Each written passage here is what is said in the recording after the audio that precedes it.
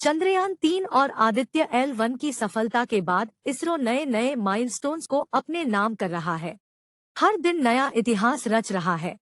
इसरो फिर से एक नया इतिहास रचने के एक कदम आगे बढ़ गया है। बता दें कि इसरो के मोस्ट वेटेड गगनयान मिशन के लिए भेजे जाने वाले 4 एस्ट्रोनॉट के नाम सामने आ गए हैं। पर इन नामों की चर्चा से पहले आपको बताते हैं कि गगनयान मिशन है क्या। तो ये मिशन भारत का पहला मानव अंतरिक्ष उड़ान कार्यक्रम है। इस मिशन में इसरो अपने एस्ट्रोनॉट्स को 3 दिनों के लिए अंतरिक्ष में भेजकर वापस सुरक्षित लाएगा। इन एस्ट्रोनॉट्स का नाम प्रधानमंत्री नरेंद्र मोदी ने ऐलान कर दिया है। इन नामों में फाइटर पायलट प्रशांत बालकृष्णन नायर, अंगद प्रताप, अजीत कृष्णन और शुभांशु शुक्ला शामिल है। इनमें प्रशांत केरल के पलक्कड़ के नेन्मारा के मूल निवासी हैं, जो वायुसेना ग्रुप कैप्टन के रूप में कार्यरत है। खास बात यह है कि ये चारों एस्ट्रोनॉट भारत में हर तरह के फाइटर जेट्स उड़ा चुके हैं, इसलिए ये सभी फाइटर जेट्स की कमी और खासियतों को बहुत अच्छी तरह से जानते समझते हैं।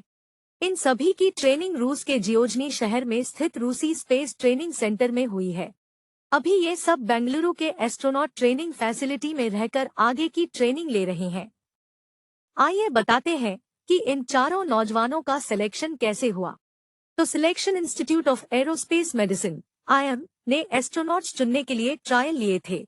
इसमें देश भर से सैकड़ों पायलट पास हुए थे। इनमें से नेक्स्ट राउंड के लिए टॉप 12 का चयन किया गया। कई राउंड के बाद सिलेक्शन का प्रोसेस फाइनल हुआ और वायुसेना के 4 पायलटों को इस मिशन के लिए चुना गया।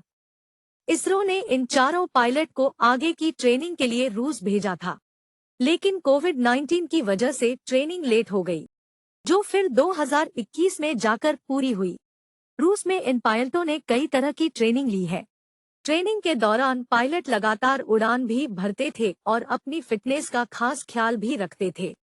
पर इन चारों के फाइनल सिलेक्शन के बाद भी ट्विस्ट ये है कि इन चारों को गगनयान मिशन के लिए नहीं भेजा जाएगा, बल्कि फाइनल उड़ान पर सिर्फ 2 या 3 पायलट ही मिशन के लिए चुने जाएंगे।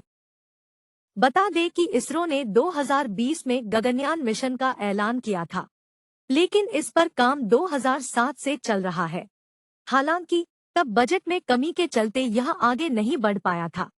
इस मिशन में लेट होने का एक और कारण ये भी है कि इसरो के पास तब शक्तिशाली GSLV रॉकेट नहीं थे। 2014 में इसरो ने इसके लिए GSLV मार्क 2 रॉकेट बनाया। हालांकि इसरो ने GSLV मार्क 3 रॉकेट के जरिए गगनयान मिशन की तैयारी की है। इसी रॉकेट से चंद्रयान लॉन्च हुआ था। पर अब पूरी तैयारी के बाद भारत गगनयान मिशन को 2025 में लॉन्च करेगा। इससे पहले पिछले साल अक्टूबर में इसरो ने श्रीहरिकोटा से गगनयान स्पेसक्राफ्ट को लॉन्च किया था।